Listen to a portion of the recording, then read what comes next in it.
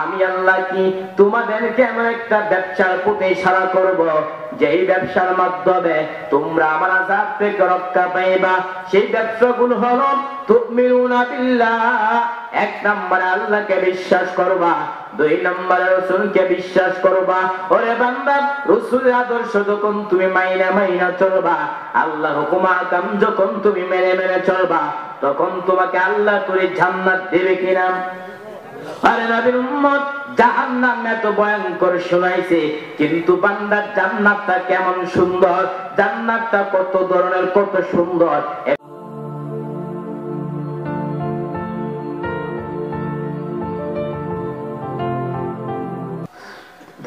দান শহীদ করিল, দান শহীদ করিল উহুদের ওই ময়দানে। নবী বিনা কে দরাবে ফুলসিরাত মিজানে। আর জোরে বলেন, নবী বিনা কে দরাবে ফুলসিরাত মিজানে। চলো চলো চলো মুমিন, চলো নবীর সন্ধানে। নবী বিনা কে দরাবে ফুলসিরাত মিজানে। নবী বিনা কে দরাবে ফুলসিরাত মিজানে। এমন এতিম নবী আমার,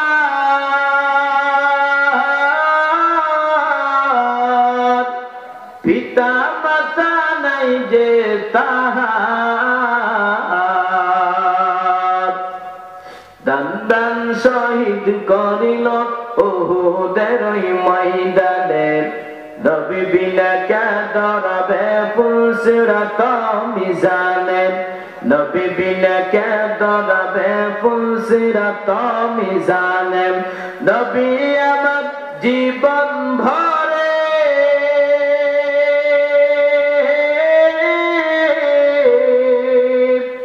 দিনের লাগি কষ্ট করে,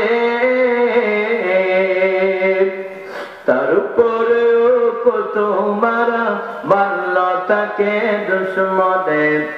নবী বিনা কে দরাবে ফুলসিরাত মিজানে। নবী বিনা কে দরাবে ফুলসিরাত মিজানে। আরে নবীর উম্মত, ওই লোক সুপারিশটা জান্নাত যাওয়া সম্ভব?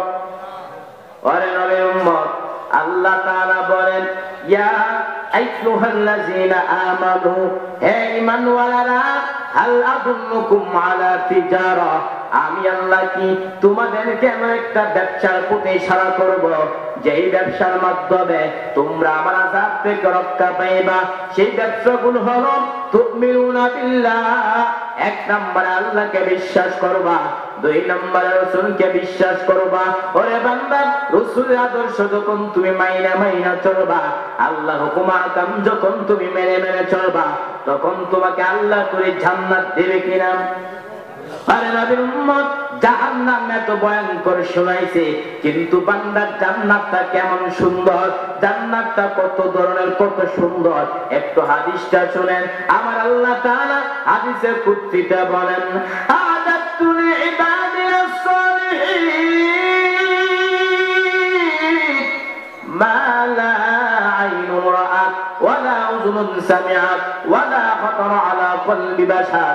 আমার আল্লাহ তাআলা হাদিসে কুদসিতে বলেন, আ'তাতু লিইবাদিস সালিহিন, আমি আল্লাহ সালেহ বান্দাদের জন্য এমন একটা জান্নাত তৈরি করে রেখেছি, বলে মা লা আইনুন রাআত, পৃথিবীর কোন চোখ ওই জান্নাতটা দেখে নাই, ওয়ালা উযুনুন সামিআত, পৃথিবীর কোন কর্ণ শ্রবণ করে নাই, ওয়ালা খাতারা আলা কলবি বাশার, পৃথিবীর কোন অন্তর উপলব্ধি করতে পারে নাই জান্নাতটা কেমন সুন্দর।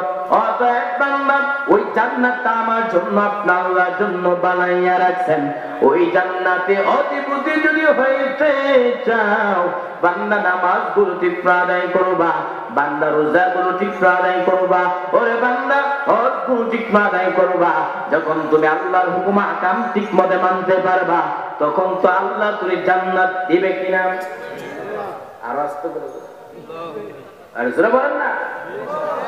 সেই জান্নাত তো কোনো ব্যক্তি দেখে নাই, ওয়ালা উযুনুন সামিআ, পৃথিবীর কোনো কর্ণ শ্রবণ করে নাই, ওয়ালা খাতারা আলা কলবি বাশার, পৃথিবীর কোনো অন্তর উপলব্ধি করতে পারে নাই জান্নাতটা কেমন সুন্দর। একটু চিন্তা ফিকির করেন, মানুষ গবেষণার মাধ্যমে, রিসার্চ করার মাধ্যমে অনেক কিছু আবিষ্কার করতে পারে, কিন্তু আল্লাহর তুই জান্নাত কত সুন্দর, কত নিয়ামত কেউ উপলব্ধি করতে পারে না। যখন আমরা জান্নাতে ঢুকতে পারবো, যখন আমরা জান্নাতের মধ্যে প্রবেশ করতে পারবো, তখন আমরা বুঝতে পারবো সত্যি জান্নাত অসাধারণ। কথা বলেন, এই জান্নাতটা পাইতে গেলে কি আল্লাহ হুকুম আহকাম মানতে হবে না? নবীর তরিকা চলতে হবে না? আল্লাহ তো বলতেছেন, ইয়া আইয়ুহাল্লাযিনা আমানু হাল আদুল্লুকুম আলা তিজারা, আমি আল্লাহ কি তোমাদেরকে এমন একটা ব্যবসা প্রতিষ্ঠা করব যে ব্যবসার মাধ্যমে তোমরা আমার আযাব থেকে রক্ষা পাইবা। যে দুনিয়ার ব্যবসা করার ক্ষেত্রে কয়টা মূলনীতি বলেছি না? আরো জোরে তিনটা, আবার 4 নাম্বার আসেন। দুনিয়ার লাইনে যিনি ব্যবসার মধ্যে সফলতা আসতে চায়, ওনার 4 নাম্বারটা হচ্ছে চেষ্টা করতে হবে। কোন ব্যবসায়িক যদি চেষ্টা না করে তার ব্যবসার মধ্যে সফলতা আসবে? ঠিক তেমন ভাবে যে মানুষটা দিনের উপর চলতে যায় তারও চেষ্টা লাগবে। চেষ্টাটা কিছু সম্ভব? কোনো কিছু সম্ভব না। আপনি নামাজ পড়তে চান, তারপর আপনার চেষ্টা লাগবে কিনা? অতএব বান্দা চেষ্টা চালিয়ে দাও, আল্লাহ অবশ্যই পূরণ করবে কিনা?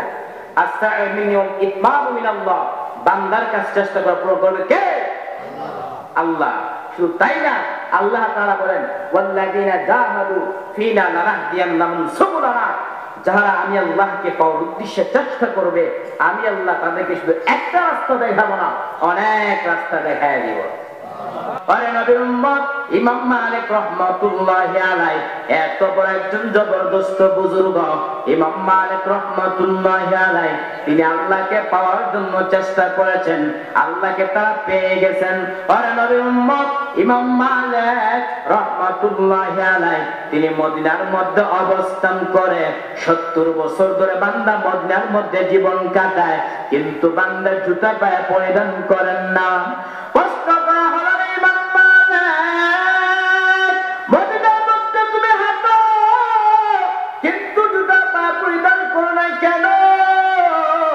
ইমাম মালিক রাহমাতুল্লাহি আলাইহি বলেন, আমি মদিনার বড় আশিক, আমি যখন জুতা লাগায় হাঁটি, নাকটা লাগায় দিই পয়গম্বরে রওজার ঘেরান আমার নাকের মধ্যে লাগতেছে।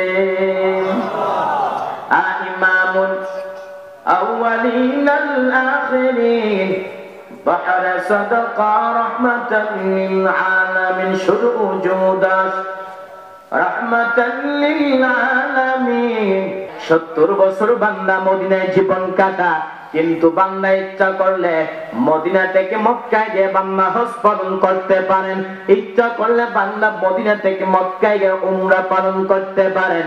কিন্তু এত সুযোগ থাকার পর ইমাম মালিক তিনি মদিনা থেকে মক্কায় যায় না। ইমাম মালিক কি বলে, ইমাম মালিক এত সুযোগ থাকার পর তুমি মদিনা থেকে মক্কায় যাও না কেন? ইমাম মালিক বলেন, আমি যদি মদিনা থেকে মক্কায় হজ করতে যাই, আর যদি ওখানে আমার ইন্তেকাল হয়ে যায়, আমি তো মদিনাওয়ালার পাশে থাকতে পারবো না।